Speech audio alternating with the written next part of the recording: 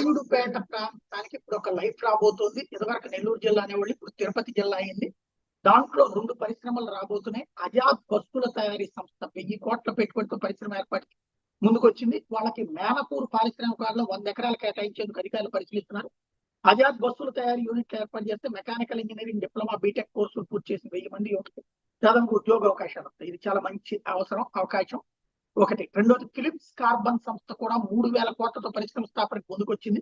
భూముల కేటాయింపు పరిశీలన జరుగుతుంది. రబ్బరు పరికరాల తయారీకి ఉపయోగించే కార్బన్ బ్లాక్లు తయారు చేస్తారు. దీని ద్వారా దాదాపుగా 1000 మందికి పైగా ఉద్యోగ ఉపాధి వస్తుంది. ఇప్పటికే పారిశ్రామికలో పాలచ్చూరు సమీపంలో బిర్లా కార్బన్ ప్రైవేట్ కంపెనీ 1800 కోట్లతో 71 ఎకరాల పరిశ్రమ నిర్మాణ పనులు మొదలుపెట్టింది.